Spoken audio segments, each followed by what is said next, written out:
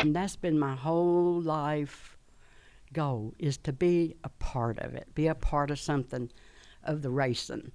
That's why I drove the Powder Puff Derbies. I was so excited about getting to do that, because back then, how dare a woman think she could race, you know, so they call them Powder Puff Derbies. That was probably one. So how did that come to be? How did the Powder Puff come to be in terms of Well, racing? they just said they were going to have one. And then as a girl, you just go around and say, please, can I drive your car, please? And So who did you go to?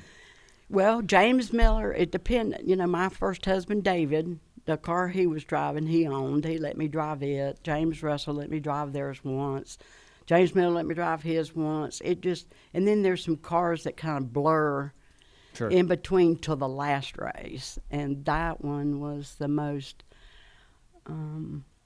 exciting, I guess, for me, and scary, because it was supposed to be on the same weekend of the Charlotte Fall race. And so, because Sharon Hodgkin was coming and driving a Neil Bonnet car, she had been practicing in North Wilkesboro and doing times as good as the men. And, you know, I'm shaking in my boots thinking, because I'm driving a semi-modified. She's driving a late model. Yeah. So we go practice at Concord, the new Concord down there, and I spin out a couple times, and they say, that's where you know where your edge is. Now you know what to do to keep from spinning out. Wore out a couple tires, and they said, no, you can't do that. We can't afford tires. So it rained the race out that weekend. And so, I mean, Sharon came in down there, Dale. She had the Neil Bonnet's team, his whole race team, a big truck, a hauler. You know, they drove her car out of a hauler. My little car was on the back of a little pickup truck was towing it, and it was kind of, you know, very unequal at that time. So rained it out, and so our Powder Puff Derby was the next week. Of course, Charlotte race was passed, and so they moved on, I think, to Dover at the time. And so I was disappointed Dale wasn't going to get to be there, but in a way it was kind of, okay, that he wasn't going to be there. Took so the pressure off. a little bit of pressure off. But I still had to race Sharon, who I knew was probably the most equal to all the women I'd ever raced. I'm not going to say that other ladies couldn't do it, but most of the time I lapped them, except at Hickory on asphalt. I didn't lap anybody up there, but I still won. And so then we got that night of the race, okay? And, you know, we had heat races, and Sharon started on the pole.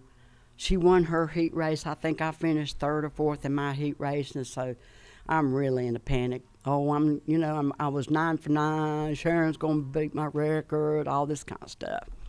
So here we go. We get started. I don't even remember how many laps the race was, but we had probably more cars in that race than we'd ever had in one of our races. There was probably 25 or more cars, and usually there might be 10. Yeah. So, of course, Sharon's leading every lap. I was passing cars, and I was catching up with her and finally got behind her. And there was one car between me and her, and it was the last lap, but I didn't know it. I did not see the white flag.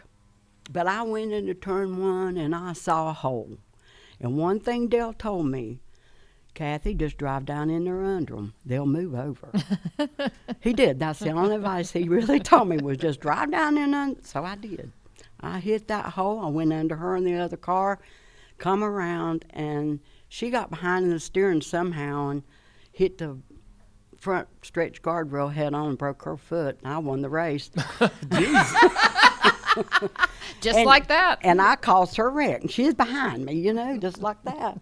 And I have a picture of my celebration with my trophy, but they'll take a picture We'll of see it. that, yeah. Show it to you. So I've seen the video of that race. Sunbelt Video. Yeah. Sharon hired Sunbelt Video. She had a hired them to come out videographer. there, and we can thank her for the Thank her for the existence of it. footage. She can thank you can thank her that we even have a picture. Right. Because back then your phones didn't take pictures. You didn't have the camera on your phone. And so, yeah, thanks to Sharon Hodgkin, we have video and pictures. Yep. Yeah.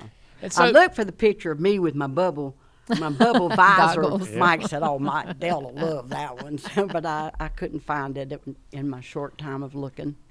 why weren't there? Was the powder puff like a? It once wasn't every a 6 regular, months, right? it wasn't a regular event. So- It just, and they called a couple off because they didn't have enough cars. Okay. You know, the girls running around. Please, some of them had cars, some of them wanted to race, didn't. So. Did the after that race in '82 at Concord, your final one? Was there ever another chance for you to drive? Not that no. It just stopped happening. Mm-hmm. Interesting. Because I'd always wondered. I mean, you know, what would Danny or Randy say about your skill level? I won't ask your dad because he was hard headed. But what would Randy and Danny say you had in talent? It never really was discussed. It was always just, yeah, you're the only undefeated Earnhardt. You know, it was just that kind of Yeah. cheering and carrying on. Have you ever thought though in your mind, like, you know, what it might have been like had you been afforded sort of what the opportunities are today? With today's date, today, if I was here today at that age, oh yeah, I'd be right there all in it. Yeah.